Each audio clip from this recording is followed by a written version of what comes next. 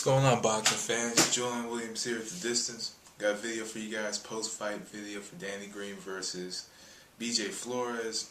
Overall, interesting matchup on paper. When it happened, totally different matchup than what it seemed on paper. This was supposed to be the ultimate test for BJ Flores, and it ended up being pretty much BJ Flores being exposed. And exposed is a term that's used loosely in the world of boxing. But when you have a fighter who's been as hyped up as BJ Flores by a lot of people in the boxing public, you have to say that this is somewhat exposure, because a lot of people, including myself, just thought that BJ Flores was the future of that cruiserweight division. But just simply seeing how he got outboxed so easily in this matchup, and he made no adjustments in this fight. Danny Green just simply outsmarted him and outboxed him. But anyway, going into the fight, let me go round by round. Round one, interesting round.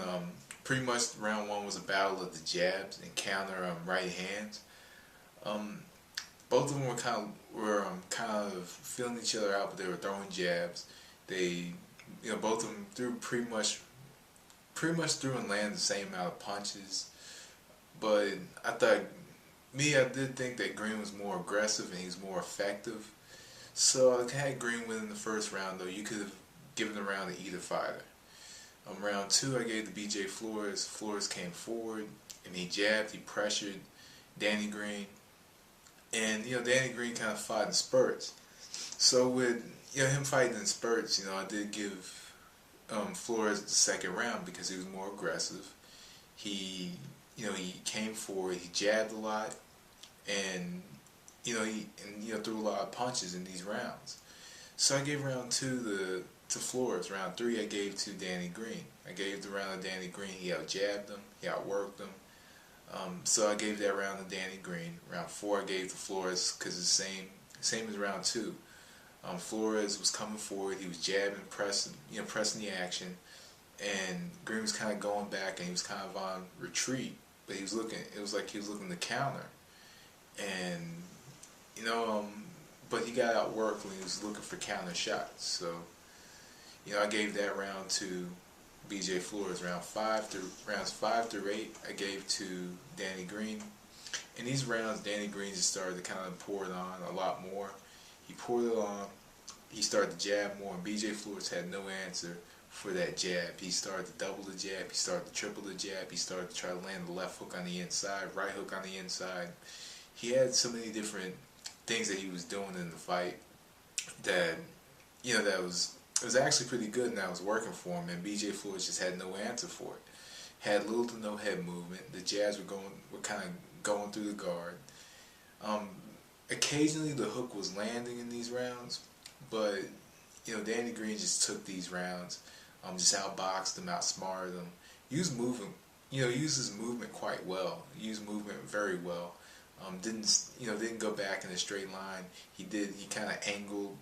He found, looked for his shots. He picked his spots very well, and worked a lot behind the jab in this fight. So I gave rounds 5 through 8 to Danny Green. Round 9 I gave to BJ Flores. And that was a close round.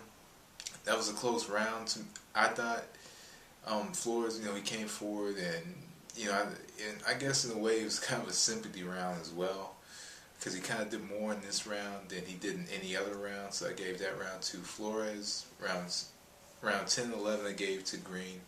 And they were quite close rounds as well, but I thought Green did more work in these rounds. He out-jabbed them and outlanded them. And round 12 I just gave to Flores. Flores was pressing the action in that round. So overall, a lot of people in the boxing public has been criticizing Danny Green for his choice of opponents, but now he's faced a young undefeated prospect, and defeated him. I can say now that Danny Green is starting to kind of earn my respect, and he's earning my respect because this isn't like the last fight against Paul Briggs, a guy who hadn't been in the ring for a couple years, or against Manny Siaka, who was a blown up super middleweight. This is a full-fledged, legit cruiserweight contender, and a lot of people think highly of BJ Flores. And if you listen to as a commentator, you could tell he knows a lot about the sport.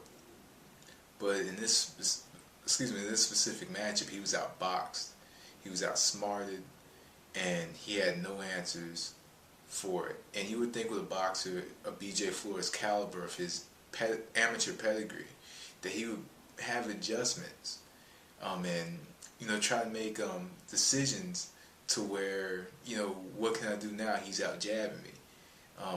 He weighed a lot in this fight. He weighed a lot, and sorry about that. And not only did he weigh a lot, but it's just like he was just standing there and he was eating jabs, and he wasn't gonna do anything in the match if he's gonna. I mean, if you're being out jabbed, he's not.